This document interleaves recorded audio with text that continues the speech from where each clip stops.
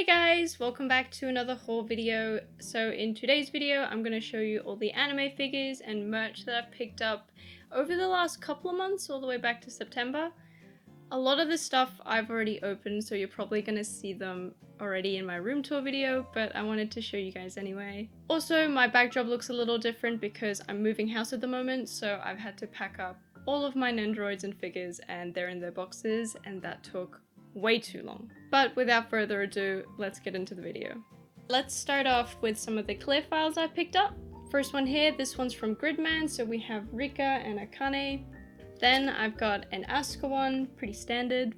I've got some ReZero ones, so I've got this Rem where she's in casual clothing, another one of Rem where she's lying on a bed, and this really cute one of Amelia where she's playing with Puck in the snow.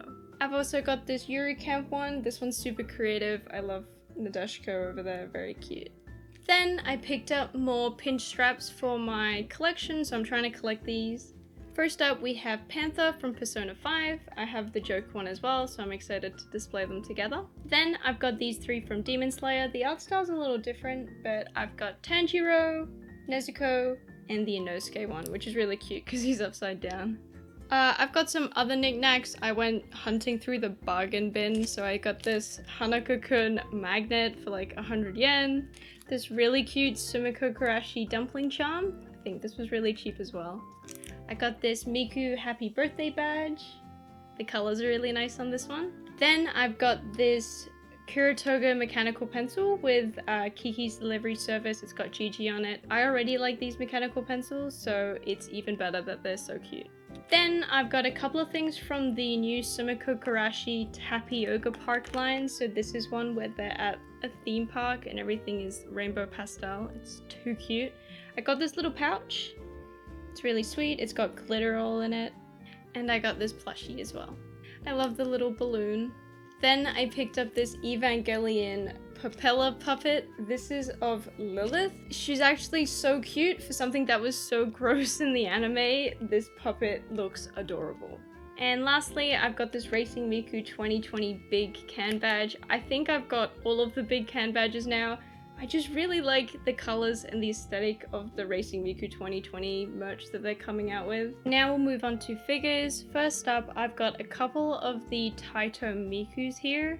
First up, I've got the third season Spring Miku. So historically, the Spring Mikus have been super strong. I think that's like a super strong bloodline.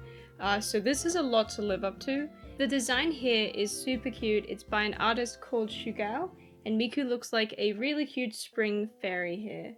Her facial expression is a highlight here. She looks really sweet, but everything else is kind of rough in my opinion.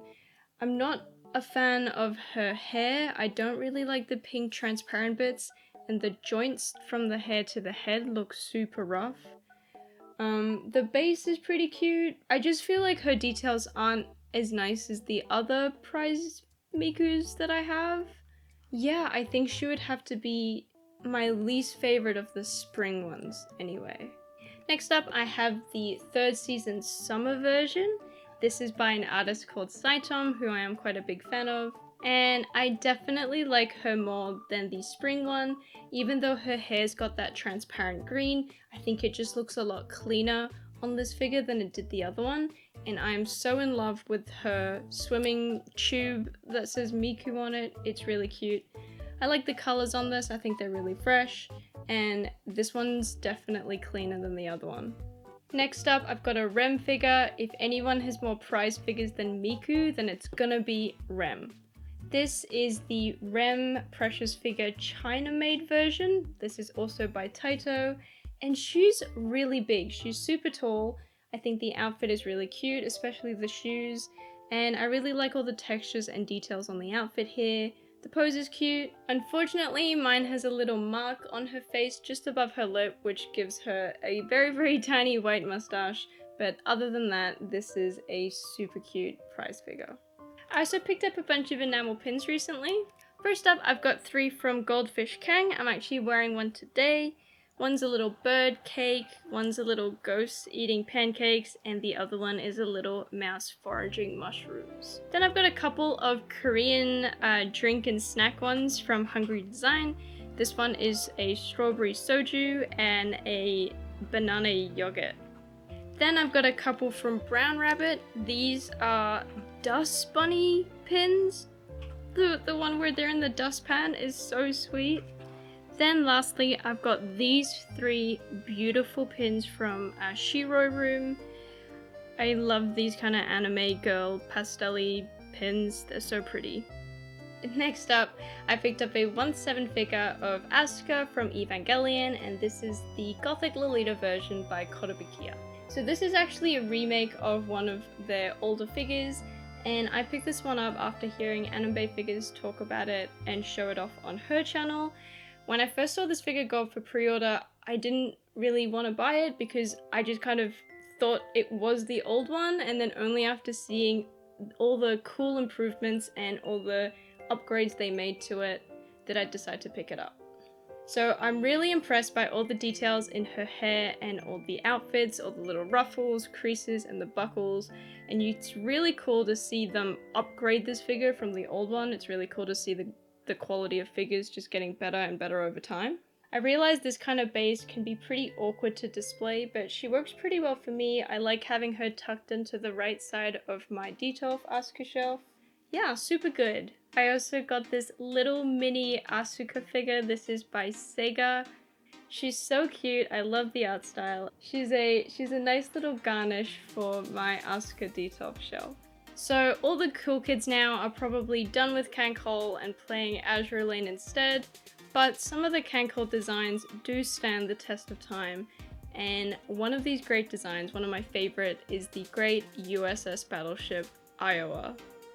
So I picked up a pre-owned figure of Iowa. She's out of box. This is the 1/8 scale Iowa half damage light armament edition by Max Factory. There is a heavy armament version of this where she comes with like her ship wreckage next to her, but I was happy with just the light one. I picked this up for 9,800 yen, which I think is about $30 cheaper than her original retail price. I love this figure a lot. I think that even though she's a 1/8, because she's a big chunky American ship, she's still pretty big.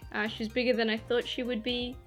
I love her detail. There's actually a lot of detail in the weathering and in her kind of ripped fabrics. But by far, the best thing about this figure for me is her expression.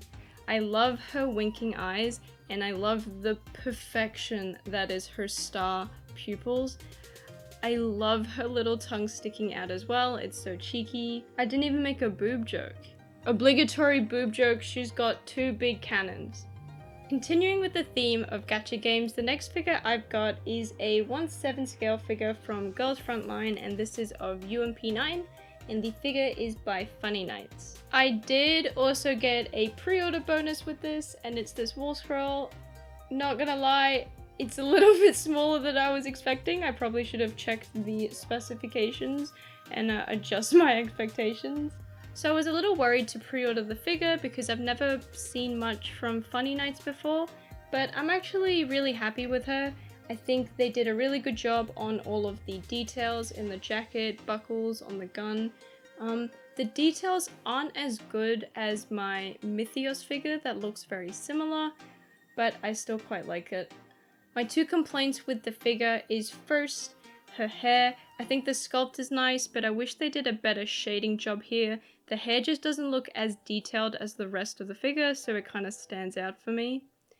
And secondly, I don't like how her foot connects to the base. I don't like this big, ugly black foot stand. It just looks like they didn't give it too much thought. Overall, I do really like this figure. I think she looks super cool, and I'm very excited to get her Nendoroid to match.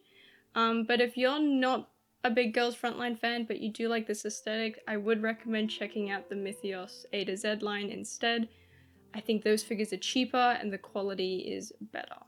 Now, I usually don't let myself buy any figures that I haven't seen or played the source material for, but I did make an exception here. So the next thing I picked up is this Melty figure by Alta, and this is from a JRPG that I've never played called Shining Hearts. Even though she's a bit of an older figure, she still holds up. Off the bat, this figure is so extravagant. It's got Melty on top of a double scoop of ice cream. She's got a little spoon and her little familiar spirit called Sorbet, and all of this is served on top of a super cute platter. I really like this figure. I think it's got a really unique look and base to it, so I'm really happy to add her to the collection. Next up, I picked up this Mega House figure of Hatsune from Persona 5 Royale. Now, I had a hard time choosing between this Mega House one and the Kotobukiya one. Ultimately, I ended up picking this one because I liked her pose a bit more, and I felt like if I got the other one, I'd end up getting the Joker as well, and I'd spend way more money than I initially set out to. And I really like her. I really love all the details in the outfit, just the different textures they used. Her jacket's nice and shiny, but her leotard's matte. And you can change out her arm so she's holding the mask, and you can also change out her headpiece so that she's wearing the mask. In my opinion, she looks a little derpy with the mask on, so I'll definitely be leaving it off. Another note is the base is really cool for this one. Overall, I am really happy with this figure. I really like her character design, and I'm so glad now that I get to have it displayed in figure form. That was so cringe. If you've seen my videos before, you're probably wondering, where's the Fate shit? She always picks up some Fate shit, and you're right. So recently I watched Kenken's video on the 1/7 Scathaha bunny figure, and I fell in love. I was like, I have to have this, but I wanted more. I wanted more oomph. So I went and I picked up her quarter scale bunny.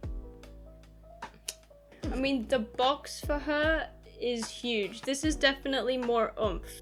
So yeah, there is a 1/7 and a 1/4 of the same design. I opted for the 1/4 because I like her face in this one more. It's a bit of like a personal preference thing, but I think her eyes were slightly too far apart in the other one. And I just like the 1/4 kind of impact. I like having 1/4 figures. She cost me a whopping 22,800 yen. Way too much money, but I think she's worth it. What's funny is a couple of days after I ordered her, they actually announced a JP banner for this exact skin, and then she sold out. So I'm glad I got in there and managed to pick her up. Honestly, when I opened this figure, I was just amazed by how big she is. This is my second quarter scale bunny figure, and like she dunks on Kurisu. She is so much taller, bigger, there's just so much more mass. Like, I know Scathaha is a legendary Scottish warrior woman, I guess, instead of like just a teenage girl, but I still wasn't expecting the difference in size. So I'm very happy with that. I also really like her hair sculpt. I think it's very appealing to look at from the front. I also love how glossy her outfit is, and her tail's actually fluffy in the back, which I think is really cute. A couple of annoying things: her wine glasses always fall out whenever I move her, and her ears aren't really detailed at all. Maybe that's the look that Freeing was going for here, but it just seems a little lazy considering the 1/7 actually does have a bit of detail here. Also, the base is whack. The base is gross. It's this transparent blue disc, and I just don't understand why it's blue. They could have made it purple. I think the 1/7 base wins over here. So overall, detail-wise, I probably do think the 1/7 looks a bit better, but damn, I can't resist this quarter scale factor. Like, she's so heavy to hold up, I just have to put her down. It definitely commands the room. Like, I walk into the room and I see her. I see her with her 2 wine glasses and boobs. So she is my second bunny, and I am absolutely in love with her. I think she's amazing. I think Freeing have won me over again, and I'm just gonna fall down this rabbit hole. This bunny hole of bunny figures, and lose all my money. But yeah. Anyway, that does it for the haul. Thanks so much for joining us today. Yeah, we'll catch you in the next one. Bye bye.